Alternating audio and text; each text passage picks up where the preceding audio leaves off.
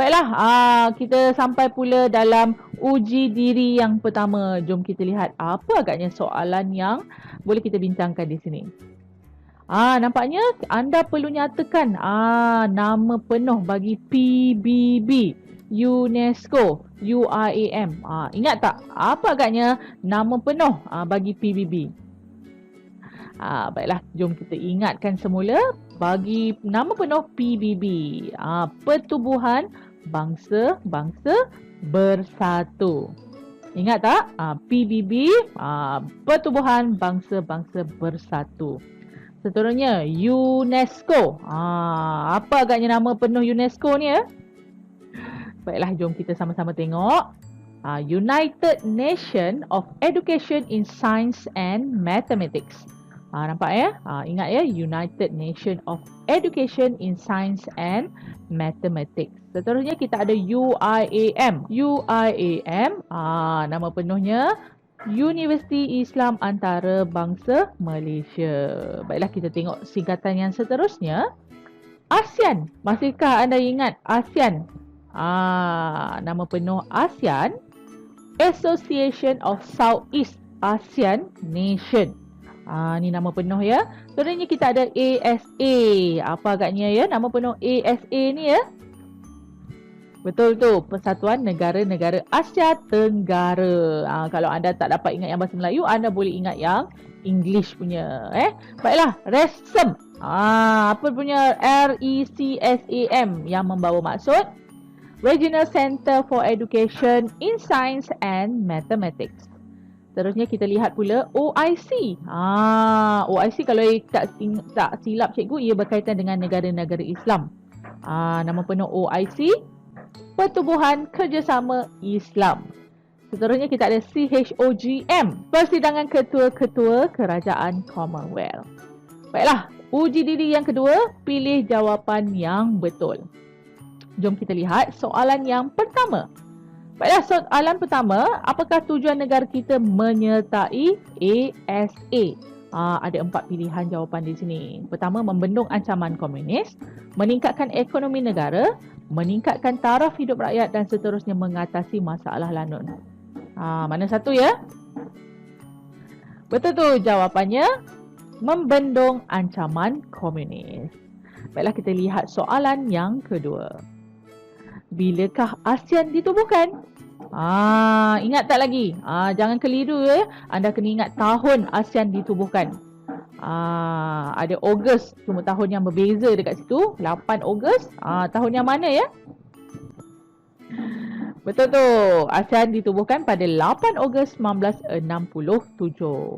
Soalan ketiga. Berikut merupakan negara-negara anggota dalam ASEAN kecuali ni kalau tak dapat jawab ni, buka balik nota anda ya. Baiklah, Myanmar, Thailand, Laos, China. Mana satu ya negara ASEAN yang tidak terlibat dalam pertubuhan ASEAN ini?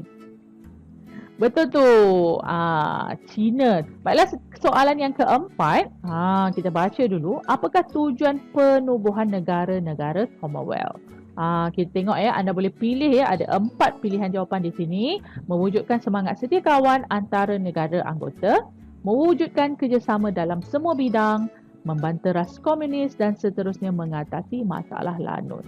Anda boleh pilih ya, pilihan jawapan ini lebih daripada satu. Pandai tu jawapannya.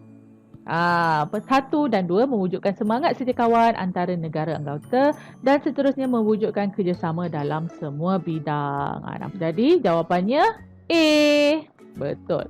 Baiklah, kita lihat soalan seterusnya. Apakah sumbangan negara kita, Malaysia, sebagai salah satu anggota dalam pertubuhan Commonwealth? Ada 4 juga pilihan jawapan. Mengecam dengan keras dasar apartheid di Afrika Selatan. Apartheid ini adalah dasar di mana perkauman kulit hitam dengan kulit putih. Ya, dasar macam inilah. Diskriminasi antara kaum berdasarkan warna kulit. Kedua, sebagai pasukan pengaman ke Kongo dan Bosnia menjadi tuan rumah persidangan CHOGM. Seterusnya sebagai pasukan pemerhati di sepadan Iran dan Iraq. Apakah pilihan anda ya? Betul tu. Jawapannya mengecam dengan keras dasar apartheid di Afrika Selatan dan seterusnya menjadi tuan rumah persidangan CHOGM. Okey, jadi jawapannya B, 1 dan 3. Soalan seterusnya, siapakah yang mencetuskan idea penubuhan pertubuhan OIC? Kat sini anda tengok kan, ada 4 jawapan, pilihan jawapan yang berbeza. Yang mana paling tepat?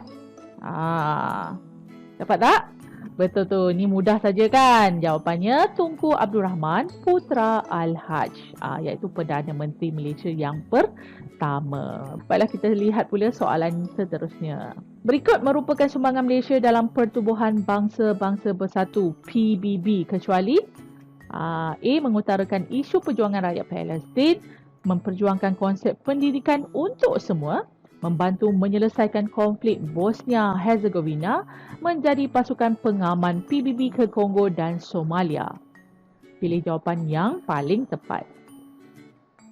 Betul tu, jawapannya membantu menyelesaikan konflik Bosnia-Herzegovina. Baiklah, soalan seterusnya. Berikut merupakan warisan Malaysia yang dipilih sebagai warisan bersejarah dunia bagi kategori tapak bersejarah kecuali. Ada, maaf ya kat situ ada kesalahan ejaan, tinggal K, tapak ya. Ni senang saja kan jawapannya. Mestilah Bandar Kulai Johor, tidak terlibat, hanya 3 saja ya. Ingat ya, Lembah Lenggong, Georgetown dan Melaka. Baiklah murid-murid, selesai sudah ulang kaji kita pada minggu ini dengan tajuk Malaysia dan Dunia.